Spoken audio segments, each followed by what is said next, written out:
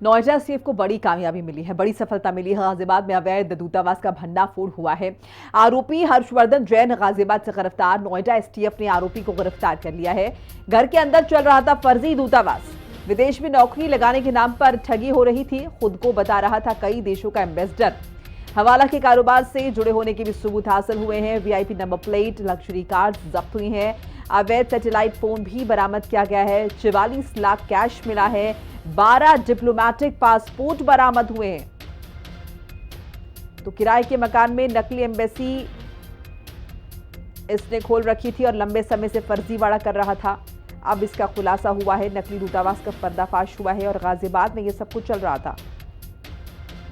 अवैध satellite phone भी इसके पास से बरामद हुए हैं। 44 लाख 12 डिप्लोमेटिक पासपोर्ट बरामद हुए हैं।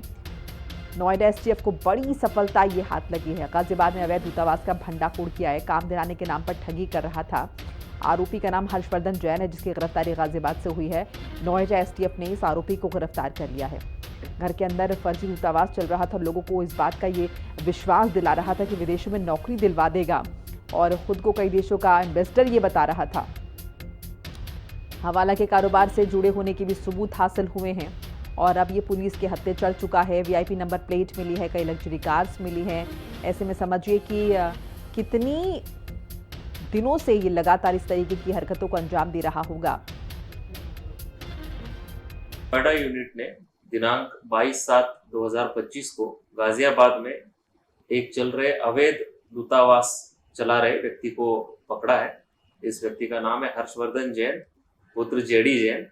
ये रहने वाला केबी 45 कविनगर गाजियाबाद का है। इसको अवैध दूतावास चलाते हुए गिरफ्तार किया है और इसके पास से काफी सामग्री बरामद हुई है। ये हर्षवर्धन केबी 35 कविनगर में एक किराए के मकान में अवैध दूतावास चला रहा था और ये अपने आप को वेस्ट आर्टिका, सबोर्गा, पोल्विया, लोडोनिया और इसके अलावा अन्य भी कई देशों का एम्बेसडर बताकर लोगों से बात करता था।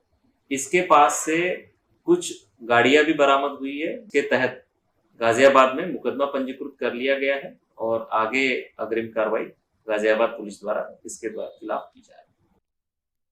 और इसी खबर पर बातचीत के लिए हमारे साथ प्रिया राणा जुड़ चुकी है, मेरी सहयोगी। प्रिया, क्या कुछ इन्फॉर्मेशन, कितने लंबे समय से ये सब कुछ चल रहा था? साथ ही साथ अकेला एक शख्स तो इतना कुछ कर जाए मुमकिन नहीं, तो क्या इसके साथ कुछ और लोगों की गिरफ्तारी भी होने वाली है?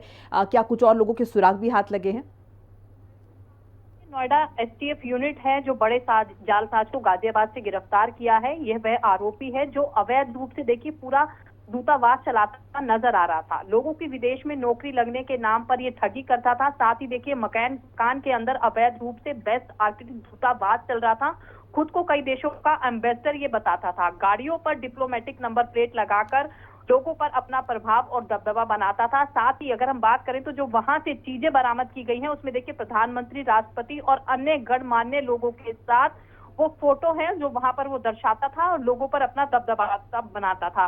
साथ ही अगर हम जिक्र करें तो हवाला के कारोबार से जुड़े होने के भी सबूत मिले हैं। साथ ही आरोपी जो हर्षवर्धन है, पूर्व में चंद्रस्वामी और अदनान खगोशी नाम से आर्मसी डीलर्स के साथ मिलकर काम करता था। अवैध सैटेलाइट फोन तक बरामद किए गए हैं। डिप्लोमेटिक नंबर प्लेट के साथ साथ गाड़ियां, आप लग्जरी गाड़ियां देख सकती हैं, वो कैश देख सकती हैं। साथ ही विदेश मंत्रालय की मोहर लगे हुए फर्जी दस्तावेज और विभिन्न देशों और कंपनियों के 34 मोहर और कुछ कैश भी बरामद किया गया है। तो आप ये अंदाजा लगा सकती हैं, जब इस तरीके से फर्जी दूतावास चल रहा था तो वहां की पुलिस जो थी आसपास की, क्योंकि बीते कई महीनों से इस काम को अंजाम दिया जा रहा था। आलीशान कोठी आप देख सकती हैं, वो लग्जरी गाड़ियां देख सकती हैं और वो गाड़ियां सड़कों पर भी चलती है जिसपे एम्बेसी की एक अलग से डिप्लोमेटिक नंबर प्लेट लगी हुई है। तो आखिर LIU डिपार्टमेंट वहां का कहां सो रहा था जब इतनी सारी चीजें जो है चल रही थी? तो क्यों पुलिस अपनी आंखें बंद कर बैठती है? क्योंकि देखिए एक बड़ा दूतावास यहाँ पर पकड़ा गया है। नोएडा एसटीएफ ने ये बड़ी कार्रवाई की है। लेकिन अगर हम बात करें तो यहाँ पर सिर्फ एक व्यक्ति की गिरफ्तारी हुई है। इसमें और भी अन्य लोग हैं जिस पर देखिए नोएडा एसटीएफ अपनी नजर लगाए हुए है और बहुत जल्द उनकी भी गिरफ्तारी की जाएगी। चलिए प्रिया, इस बीच हमारे साथ लालचंद जुड़ चुके हैं। लालचंद का रुख कर लेते हैं। लालचंद, क्या कुछ इन्फॉर्मेशन?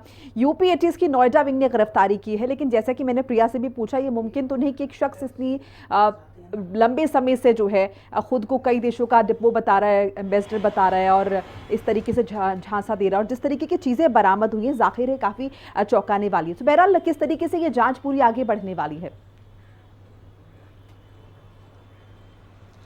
देखिए, एक बहुत बड़ा खुलासा यूपी एसटीएफ की टीम ने किया है। जिस तरीके से कई सालों से ये दूतावास चला रहा था, हर्षवर्धन नाम है जिसको पुलिस ने गिरफ्तार भी किया है। इसके पास से तमाम ऐसी चीज़ें बरामद हुई है जिससे ये साफ होता है कि कहीं ना कहीं ये लंबे समय से जो है दूतावास चला रहा था, जिनके पास से तमाम चीज़ें बरामद की गई, लग्जरी गाड़ियाँ बरामद की गई हैं। इसके साथ ही जो आलीशान कोठी में जो है ये दूतावास चल रहा था, उसको लेकर भी जो है एसटीएफ को जानकारी मिली थी, जिसके बाद यहां पर छापेमारी की गई है। पैसे भी बरामद किए गए, नंबर प्लेट भी बरामद की गई है। इसके साथ ही प्रधानमंत्री के जो है और तमाम जो गणमान्य व्यक्ति हैं उनके साथ फोटो भी बरामद की गई है। ये अपने आप को हर्षवर्धन जो है राजदूत बताता था, और जिस तरीके से एक बड़ी कार्रवाई कही जा सकती है कि यूपी एसटीएफ की तरफ से की गई है, क्योंकि आपको बताते चले कि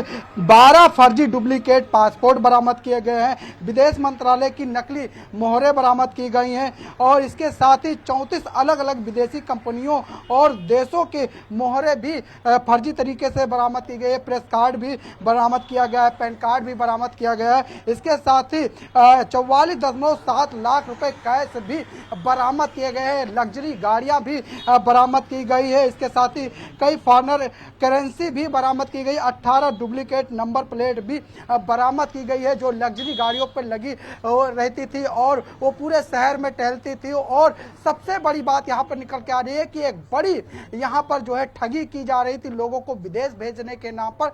तो कहीं ना कहीं ये बड़ा खुलासा हुआ है, दूतावास के नाम पर जो ठगी की जा रही थी, लोगों से ठगी किया जा रहा, तमाम बड़ी लग्जरी गाड़ियाँ और आलीशान बंगला दिखाकर जो है ठगी की जा रही थी और अपने आप को राजदूत हर्षवर्धन बताता था। तो कहीं ना कहीं इसको लेकर अभी और जांच चल रही है, इसमें और कौन लोग शामिल हैं, क्योंकि लंबे समय से ये चल रहा था। स्थानीय पुलिस के ऊपर सवाल खड़ा होता हुआ दिखाई दे रहा, एलआईयू के ऊपर सवाल खड़ा होता दिखाई दे रहा कि इतने दिन से जो है एक एम्बेसी चल रही है। पूरा मामला प्रकाश में किस तरीके से आया? क्या कोई शिकायत मिली थी किसी पर्टिकुलर केस की बात जो है ये मामला लाइमलाइट में आया है?